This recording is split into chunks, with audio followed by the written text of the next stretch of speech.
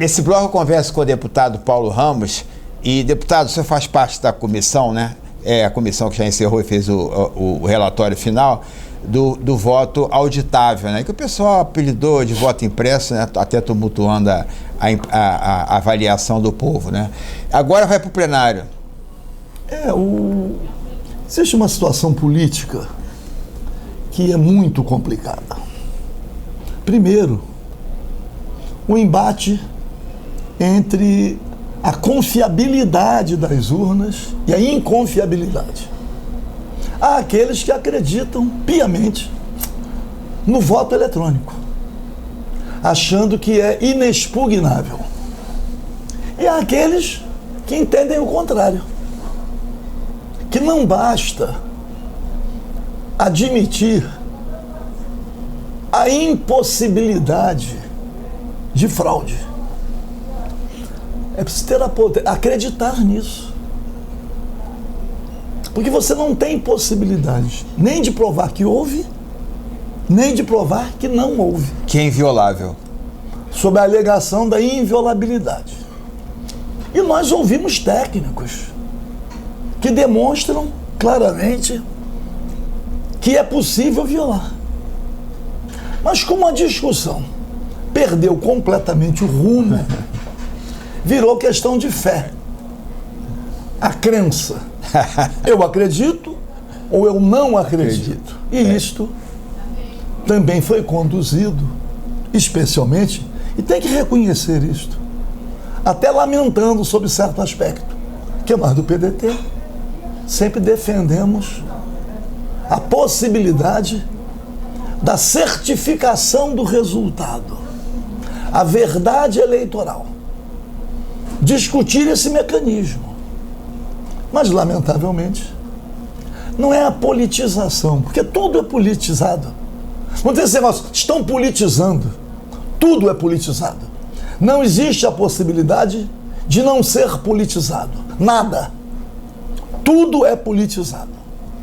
Mas o presidente da República, ao invés de debater, utilizando argumentos, ele deu ultimátum, intimidando, frustrar o processo democrático se a defesa do voto impresso, na visão dele, não fosse aprovada. E aí surgiu uma reação. Mesmo setores que estavam discutindo um outro mecanismo de auditagem se afastaram, porque são setores comprometidos com o Estado democrático de direito. Agora, a mídia também não colocou, e não faltou ele também dizer isso aqui, ó. Olha aqui, não é voltar voto impresso, de papel, não. Todo mundo está pensando que é isso. Não é. Mas o presidente da República, ao invés, já que ficou o embate entre ele e o presidente do TSE, ele deveria, pelo menos, apresentar argumentos. Não, veio com ameaça. Ou é assim, ou não tem eleição. Tiro, porrada e bomba. E aí, alguns, inclusive nós do PDT, que estávamos debatendo uma alternativa, nos distanciamos. O partido decidiu se afastar desse embate para não ser confundido com qualquer manipulação golpista. Porque o PDT é o partido, na sua origem, das vítimas do golpe. A começar pelo João Goulart, que era o presidente da República, do nosso partido. Não o PTB de hoje, mas o PTB de Vargas, Jango e Brizola. Verdadeiros trabalhistas, né? Mas por quê? Porque existe uma coisa que a população às vezes não se apercebe. Nós estamos concentrados nesse debate. Na comissão, a derrota foi fragorosa. Mas para o presidente Bolsonaro ser derrotado na Câmara dos Deputados, em qualquer de suas comissões, aqueles que são da base de apoio é que votam contra ele. E somando com o voto da oposição, ele é derrotado. Então, ele está sendo derrotado não pela oposição. A oposição já é óbvia, é a oposição. Mas parcela da base de sustentação dele caminha de braços dados com a oposição. E aí, exclusivamente, nesse debate do voto impresso ou não impresso, auditável ou não auditável, se o sistema é confiável ou não é confiável. Por quê? Porque a boiada está passando. Enquanto nós estamos aí presos a esse debate, já foi votada a privatização da Eletrobras. Essa semana, Correios e Telégrafos. Aqui ainda estamos num embate em relação à SEDAI, que foi uma chantagem feita pelo governo do estado com o apoio do governo estadual. O Bolsonaro hoje tem uma maioria tranquila na Câmara. Estamos lá lutando contra a reforma administrativa, acabar com o concurso público, acabar com a estabilidade do servidor, virar tudo nomeação política e indicação. Mexe Então, com quem está no exercício, quem é funcionário público. Na verdade, os novos critérios de avaliação, como é que nós vamos... É uma situação tão esdrúxula, que o presidente da República diz não terá, nenhum servidor atual será alcançado. O presidente da Câmara, o deputado Arthur Lira, diz rigorosamente a mesma coisa. Vamos ver. Porque o presidente da República, antes de ser presidente da República, era contra a privatização dos Correios, contra a privatização da Eletrobras. De repente ele ficou a favor. Qual é a confiança que nós podemos ter? Nenhuma. De qualquer maneira, o que eu estou querendo dizer em relação ao processo eleitoral, a aferição do resultado, o que eu estou querendo dizer é que enquanto aparentemente nessa questão ele vem sendo derrotado e dá a impressão de que a oposição a ele é maior, nas questões concretas ligadas imediatamente à vida da população, essa base de sustentação dele, Vota com ele. vota com ele. Então votou agora os Correios e Telégrafos. Vota com ele a privatização das refinarias da Petrobras, a Randolfo Alves no Bahia. Votou com ele a privatização da Eletrobras, com o argumento de que tudo que é privatizado é para o bem, é para gerar empregos, para ter investimentos. Aí eu digo assim, você sabe que a empresa de ônibus é privada? Você sabe que as distribuidoras de energia elétrica são empresas privadas? Que o trem é empresa privada? Você sabe que a energia elétrica, que o gás, O metrô. tudo é tudo empresa privada. Pô. Você pega a sua conta de luz para pagar, você se revolta? É empresa privada. E a gasolina? É empresa privada. Porque a Petrobras deixou de ser um instrumento de política pública. A paridade com o preço internacional, a dolarização. Agora o Banco Central aumentou o valor do dólar de 4,25 para 5,25. Isso influi no custo da importação. Como importa derivados de petróleo, vai bater lá na conta. E pode não importar? Pode, pô. Basta as refinarias da Petrobras. Refinar. Estão com capacidade ociosa. Então, nós temos que fazer uma separação. O que é que está acontecendo na vida das pessoas? As donas de casa vão ao supermercado. Como é que está a inflação dos gêneros de primeira necessidade? Que afeta a inflação que afeta o mais pobre. A cesta básica, né? A cesta básica. Então, nós temos que separar as coisas. Nós não podemos ofuscar a realidade com um debate que ainda insinua com possibilidades golpistas. E aí, eu falo dos partidos de oposição, mas que estavam querendo discutir, sinceramente, mecanismos mais confiáveis de constatação do resultado, PDT e PSB, que tendo em vista as insinuações golpistas, ou é assim ou não tem eleição, resolvemos, não vamos nos confundir. E ao mesmo tempo queremos nos concentrar no debate das questões que envolvem o dia a dia da população. Fomos derrotados nos Correios, mas vamos continuar lutando. Os Correios e Telégrafos, 358 anos. A empresa está presente em todos os municípios. Dá lucro. 1 bilhão e 500 milhões em 2020. Ah, não tem dinheiro para investir. É só investir o lucro.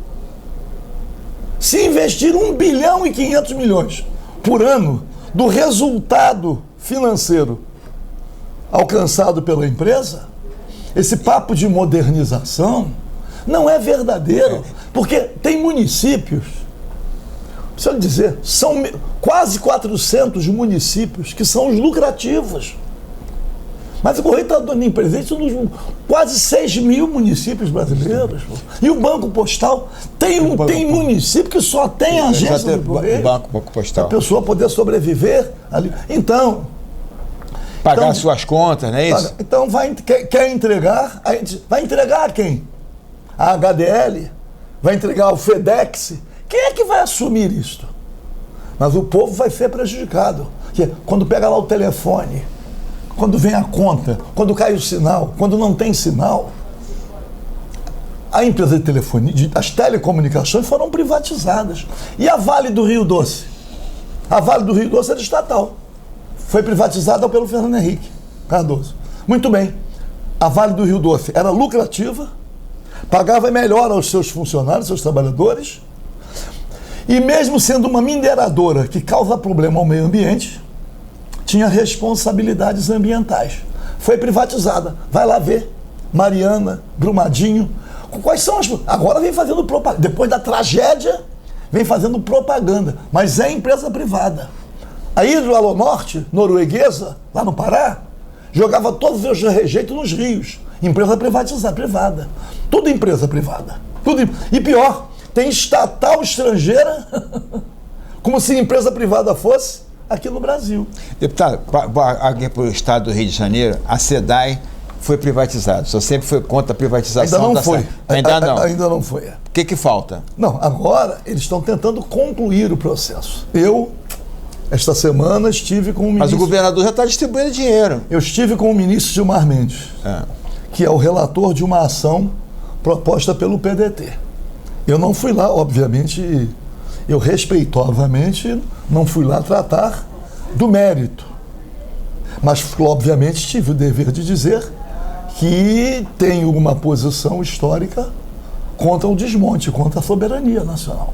Então, também aqui, considerando a água um bem fundamental, também sou contrário à privatização da SEDAI em homenagem ao interesse da população. Mas eu não fui lá argumentar em relação ao mérito. E o PDT alega o quê? Somente fazer a solicitação a ele para julgar a ação. Julgar a ação. Que tem objetivo? Demonstrando claramente as ilegalidades, as inconstitucionalidades nesse modelo de privatização. E tem uma trivial. O BNDES foi quem fez o projeto de privatização. E o Banespar, que é o braço de investimento do BNDES, se associou a uma empresa que ganhou um lote. Ele não tem informação privilegiada nisso? Quer dizer, então, nós estamos diante de uma situação em que tudo é justificável quando é para atender aos interesses de uma determinada visão política, que defende o Estado mínimo ou o Estado nenhum. Afastar o Estado de todas as atividades. Qual é a diferença de Estado mínimo para nenhum? Para quem não sabe. O Estado mínimo é quando o Estado ainda fica controlando alguma coisa. Ainda tem. Se analisar tudo que foi privatizado, desde Collor e Itamar, passando por Fernando Henrique, tendo uma interrupção no período petista, porque teve interrupção, chegando Temer para cá, se olhar tudo que foi privatizado, diz assim, se privatizar fosse a solução, já não estaríamos com nenhum problema. Porque já privatizou muito. O que falta privatizar é muito menos em relação a tudo que já foi privatizado. Então, o Paulo Guedes diz agora aí nos jornais, 60% do resultado com as privatizações serão destinados ao pagamento da dívida pública. 60% para pagar a dívida pública. 20% para um programa social do presidente da República na perspectiva da luta pela reeleição. Mas 60% vão para pagamento da dívida pública. Essa referência que o senhor fez agora é o chamado o Bolsa Família, que vai mudar de nome, né? Brasil, não sei o que. É uma mudança de nome. 20% quer destinar a isso. E mais, agora vai dar um calote com os precatórios. Quem é que tem precatório contra o governo? Cidadão comum. O servidor público. Você sabe que precatório já foi alvo de debates, né? O precatório... Grandes empresários também têm, né, deputado? O precatório é o documento. Se chama precatório o título, né? De quem tem a cobrar do governo. Determinadas, não são os empréstimos, etc. Aquilo que ganhou em ação judicial. Se transformou em precatório. Que tem que seguir uma ordem para pagamento, né? Isso depois de muita luta. Antes havia assim, seletivo, paga isso aqui, não paga esse. Paga isso aqui, leva tanto, me dá então, tanto, me dá tanto que eu consigo Tribunal liberar. de Justiça aqui no Rio tendo que ele administrar o pagamento. A ordem de pagamento. Muito bem. Quando tudo caminha num sentido, o governo agora vem para dar esse calote. Igual o Collor não se apropriou da população. Ele disse o quê? Não, ele não diz nada. Ele não vai pagar. Ele quer usar esse dinheiro para a política social dele. Ele quer usar o dinheiro para supostamente atender aos mais pobres. Agora, deputado, tem a compensação. São aquelas pessoas que têm débito com o governo e usam esses precatórios para fazer uma compensação de crédito e débito, né? Quando suspender também? Ele não quer, suspende tudo. O que ele quer é ter recursos financeiros para bancar no ano da eleição. Que tem que dizer isso. É no ano da eleição as políticas sociais. Cada um que observe. Agora, e aquele cidadão que tem um crédito pequeno a receber e não recebe? Depende daquilo. Foi prejudicado na sua vida pessoal. Eu não estou falando dos grandes credores, não. Porque se ele diz assim, olha, eu vou parcelar precatórios acima de 50 mil reais. Daí? Pronto. Era um critério. Mas alcançar aqueles milhares de pequenos credores é inaceitável. Deputado, eu vou precisar encerrar a nossa participação e nós vamos continuar na próxima semana conversando sobre esses assuntos todos aqui. E só para a gente encerrar aqui agora, existe um movimento de desestabilização para tentar tirar o Bolsonaro. Com essa base forte que você tem do Centrão aqui, há essa possibilidade? O senhor sempre se manifestou dizendo que tem que ser no voto, né? É o seguinte, não há possibilidade. Zero. Quem está acreditando na possibilidade de um impeachment, e por que não é possível o impeachment? O presidente arrouba. O problema é que o presidente Jair Bolsonaro, com o Paulo Guedes, ministro da Economia, está atendendo aos interesses do capital, pô. Está prejudicando, retirando direito dos trabalhadores, está beneficiando os bancos, pô. Está lá a autonomia do Banco Central, estão aí as privatizações. O governo Bolsonaro é um governo neoliberal.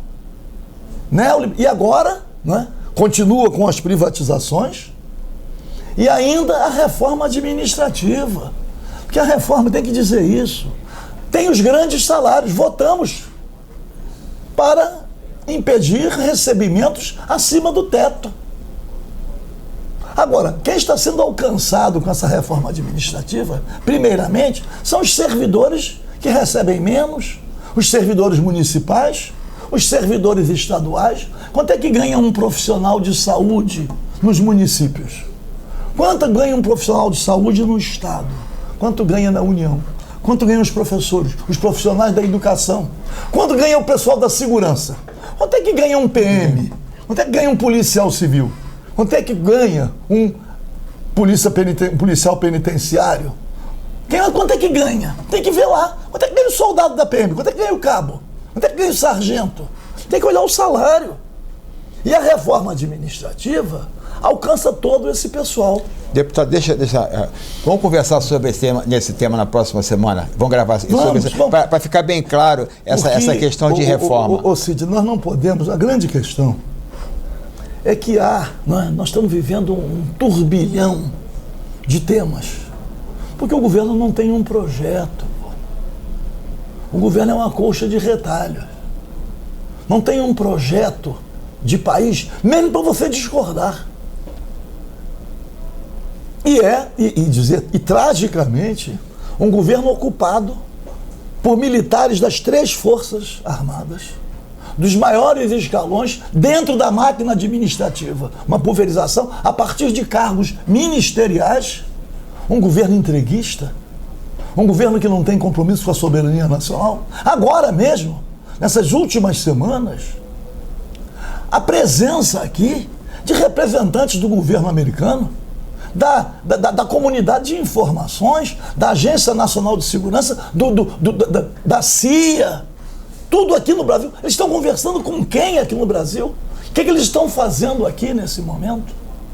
Pouca notícia sobre a presença deles. Como diria o governador, algo há. Então, algo há. De qualquer maneira, a pandemia ainda está aí. Está aí. A falta de vacinação, a falta de vacinas, criando dificuldades para os esquemas, para a logística para a vacinação, as pessoas morrendo, se contaminando, e nós não temos perspectiva de encerramento disso. A cada dia é um susto novo. Agora tem a variante. Esse negócio de variante Delta, variante, isso é a mesma coisa. De qualquer maneira, é aquela palavra que disse lá o Ricardo Salles, ex-ministro do Meio Ambiente.